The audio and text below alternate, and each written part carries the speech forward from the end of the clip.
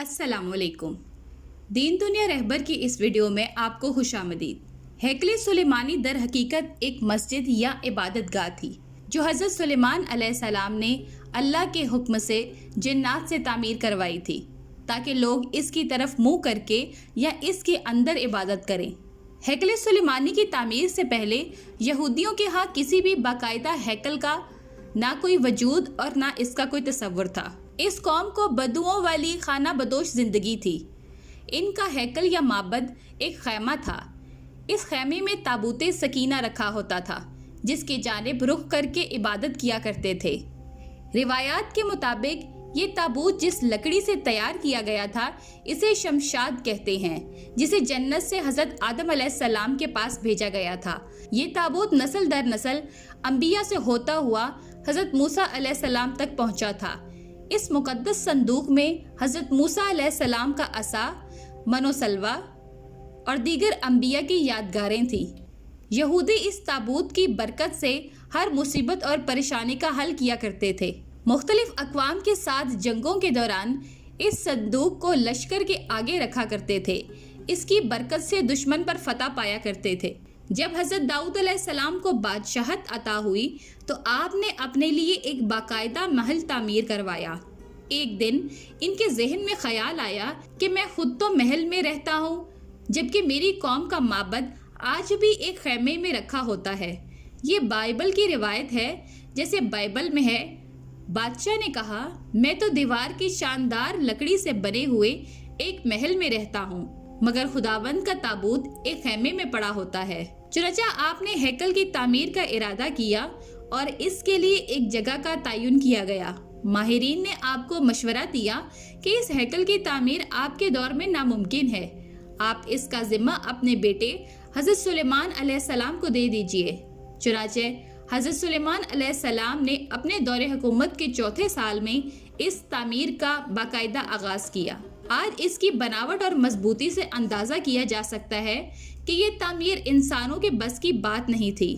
اتنے بھاری اور بڑے پتھروں کو ان جنات کی طاقت سے چنا گیا تھا جن پر حضرت سلیمان علیہ السلام کی حکومت تھی۔ ہیکل کی پہلی تعمیر کے دوران ہی حضرت سلیمان علیہ السلام اس دنیا سے رخصت ہو گئے، لیکن جنات کو پتہ نہ چل سکا۔ انہوں نے ہیکل کی تعمیر مکمل کر دی۔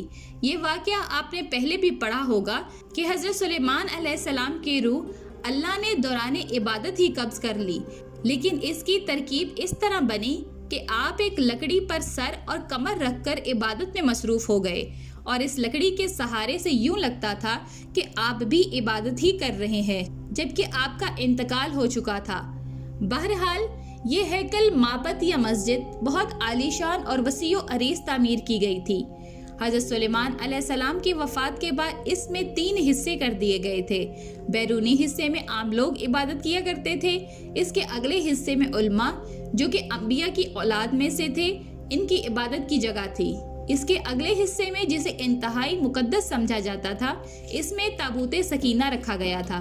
اس حصے میں کسی کو بھی داخل ہونے کی اجازت نہیں تھی سوائے سب سے بڑی عالم پیش امام کے۔ وقت گزرتا رہا، اس دوران بنی اسرائیل میں پیغمبر مبعوث ہوتے رہے۔ یہ قوم بد سے بدتر ہوتی رہی۔ یہ کس طرح اپنے گناہوں سے توبہ طائب ہونے یا ان کو ترک کرنے کے لیے تیار نہیں تھی۔ یہ ایک جانب عبادت کیا کرتے، دوسری جانب اللہ کے احکام کی صریح خلاف ورزی بھی کرتے رہے۔ ان کی اس دوغلی روش سے اللہ ان سے ناراض ہو گیا۔ ان کے پاس ایک بہت بڑی تعداد میں انبیاء بھی بھیجے گئے لیکن یہ قوم سدھرنے کو تیار نہ تھی، حتیٰ کہ ان کی شکلیں تبدیل کر کے بندوں اور سور تک بنائی گئی لیکن یہ گناہوں سے باز نہ آئے۔ تب اللہ نے ان پر لعنت کر دی۔ 586 قبل مسیح میں بخت نصر نے ان کے ملک پر حملہ کیا، ان کا ہیکل مکمل طور پر تباہ و برباد کر دیا۔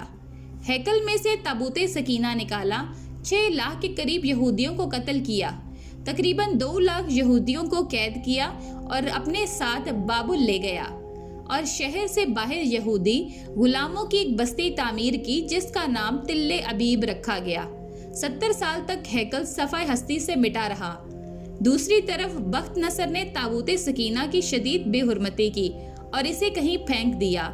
کہا جاتا ہے کہ اس حرکت کا عذاب اسے اس کے ملک کو اس طرح ملا کہ سن 539 قبل مسیح میں ایران کے بادشاہ سائرس نے بابل پر حملہ کر دیا اور بابل کے ولی عہد کو شکست فاش دے کر بابلی سلطنت کا مکمل خاتمہ کر دیا۔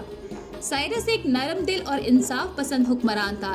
اس نے تل ابیب کے تمام قیدیوں کو آزاد کر کے ان کو واپس یروشلم جانے کی اجازت دے دی اور ساتھ میں ان کو ہیکل کے نئے سرے سے تعمیر کی بھی اجازت دے دی۔ ساتھ میں اس کی تعمیر کے لیے ہر طرح کی مدد فراہم کرنے کا وعدہ بھی کر لیا۔ چنانچہ ہیکل کی دوسری تعمیر 537 قبل مسیح میں شروع ہوئی، لیکن تعمیر کا کام سر انجام دینے والوں کو اپنے ہم وطن دشمنوں کی اتنی زیادہ مخالفت کا سامنا کرنا پڑا کہ تعمیراتی کام جلدی ہی عملی طور پر بند ہو گیا اور دارا اول کے دور حکومت تک مداخلت ہی کا شکار رہا۔ اس کی حکمرانی کے دوسرے سال میں حضرت زکریا علیہ السلام نے وہاں کے گورنر و بابل اور سردار کاہن یوشوا کی حوصلہ افزائی کی کہ وہ ہیکل کی تعمیر ثانی کی دوبارہ کوشش کریں۔ انہوں نے مثبت رد عمل کا اظہار کیا اور پوری قوم کی پرجوش تائید اور ایرانی حکام اور بذات خود بادشاہ کے آشیرواد سے ہیکل ثانی اپنی اضافی تعمیرات سمیت 4.5 سال کے عرصے میں 520 تا 515 قبل مسیح پایا تکمیل کو پہنچا، لیکن اس بار اس میں تابوت سکینہ نہیں مل سکا۔ اس کے بارے میں آج تک معلوم نہیں ہو سکا بخت نصر نے اس کے ساتھ کیا کیا۔ کچھ لوگوں کا کہنا ہے کہ اس مقدس صندوق کو مزید توہین سے بچانے کے لیے اسے اللہ پاک کے حکم سے کسی محفوظ مقام پر معجزانہ طور پر چھپا دیا گیا، جس کا کسی انسان کو علم نہیں، لیکن یہودی اس کی تلاش میں پورے کرہ ارض کو کھود ڈالنا چاہتے ہیں۔ ایک اور دلچسپ بات، عام طور پر تاریخ دان ہیکل کی 2 دفعہ تعمیر اور 2 دفعہ تباہی کا ذکر کرتے ہیں۔ تاریخ کے مطالعے سے ایک بات سامنے آئی ہے کہ ایسا نہیں ہے، اس ہیکل کو 3 بار تعمیر کیا گیا، لیکن اس کے ساتھ بھی ایک دلچسپ کہانی وجود میں آئی۔ ہیروڈس بادشاہ، جو کہ حضرت عیسیٰ علیہ السلام کی پیدائش سے چند سال پہلے کا بادشاہ ہے، اس نے جب اس کی بہتر طریقے سے تعمیر کی نیت کی تو یہودیوں کے دل میں ایک خوف پیدا ہوا کہ اگر اسے نئے سرے سے تعمیر کے لیے گرایا گیا تو دوبارہ تعمیر نہیں ہوگا۔ ہیروڈس نے ان کو بہلانے کے لیے کہا کہ وہ صرف اس کی مرمت کرانا چاہتا ہے، اسے گرانا نہیں چاہتا۔ چنانچہ 19 قبل مسیح میں اس نے ہیکل کے ایک طرف کے حصے کو گرا کر اسے تبدیلی کے ساتھ اور کچھ وسیع کر کے تعمیر کروایا۔ یہ طریقہ کامیاب رہا اور یوں یہودیوں کی عبادت میں خلل ڈالے بغیر تھوڑا تھوڑا کر کے ہیکل گرایا جاتا اور اس کی جگہ نیا اور پہلے سے مختلف ہیکل وجود میں آتا رہا۔ یہ کام 18 ماہ میں مکمل ہوا اور یوں تیسری بار ہیروڈس کے ذریعے ایک نیا ہیکل وجود میں آ گیا۔ کچھ عرصے بعد حضرت عیسیٰ علیہ السلام کا ظہور ہوا۔ اللہ کے اس رسول پر ایک بار پھر یہودیوں نے حسب معمول مظالم کے پہاڑ توڑنے شروع کر دیے۔ دراصل وہ اپنے مسیحا کے منتظر تھے جو دوبارہ آ کر ان کو پہلی جیسی شان و شوکت عطا کرتا۔ حضرت عیسیٰ علیہ السلام کے مصلوب ہونے کا واقعہ پیش آیا۔ آپ کے مصلوب ہونے کے 70 سال بعد ایک بار پھر یہودیوں پر اللہ کا عذاب نازل ہوا۔ اس بار اس عذاب کا نام ٹائٹس تھا۔ یہ رومی جرنیل بابل کے بادشاہ بخت نصر سے بھی زیادہ ظالم ثابت ہوا۔ اس نے ایک دن میں لاکھوں یہودیوں کو تہہ تیغ کر دیا۔ اس نے ہیروڈس کے بنائے ہوئے عظیم الشان ہیکل کی اینٹ سے اینٹ بجا دی اور یہودیوں کو ہمیشہ کے لیے یروشلم سے باہر نکال دیا۔ یہودی پوری دنیا میں بکھر کر اور رسوا ہو کر رہ گئے۔ کم و بیش 1800-1900 سال تک بھٹکنے کے بعد برطانیہ نے جب فلسطین پر قبضہ کیا تو ساتھ ہی ایک ناجائز بچے فلسطین کو اسرائیل میں جنم دے دیا اور یوں صدیوں سے دھکے کھانے والی قوم کو ایک بار پھر اس ملک اسرائیل میں اکٹھے ہونے اور رہنے کی اجازت مل گئی۔ لیکن یہ قوم اپنی ہزاروں سال پرانی گندی فطرت سے باز نہ آئی۔ یہ برطانیہ کے جنم دیے ہوئے اسرائیل تک محدود نہ رہی، ایک بار پھر ہمسایہ ممالک کے لیے اپنی فطرت سے مجبور ہو کر مصیبت بننے لگی۔ 5 جون 1967 کو اس نے شام کی گولان کی پہاڑی پر قبضہ کر لیا۔ 1968 میں اردن کے مغربی کنارے پر قابض ہو گئے۔ اسی سال مصر کے علاقے پر بھی کنٹرول کر لیا۔ آج اس قوم کی شرارتیں اور پھرتیاں دیکھ کر اندازہ ہوتا ہے کہ یہ آج سے 2-3 ہزار سال پہلے بھی کس قدر سازشی رہے ہوں گے۔ جس کی وجہ سے اللہ نے ان پر لعنت کر دی تھی۔ مسلمان ممالک کی ناسمجھی اور بزدلی کی وجہ سے اب اس نے پوری دنیا کے مسلمان ممالک میں آگ لگا کر رکھ دی ہے۔ اب ان کا اگلا مشن جلد از جلد اس ہیکل کی تعمیر ہے اور اس ہیکل میں تخت داؤد اور تابوت سکینہ کو دوبارہ رکھنا ہے تاکہ ایک بار پھر یہ اپنے مسیحا کے آنے پر پوری دنیا پر اپنی حکومت قائم کر سکے، اور یہ کام انتہائی تیز رفتاری سے کر رہے ہیں۔ اس ہیکل کی تعمیر کے نتیجے میں یہ پوری دنیا کی جنگ کی لپیٹ میں آ جائے گی۔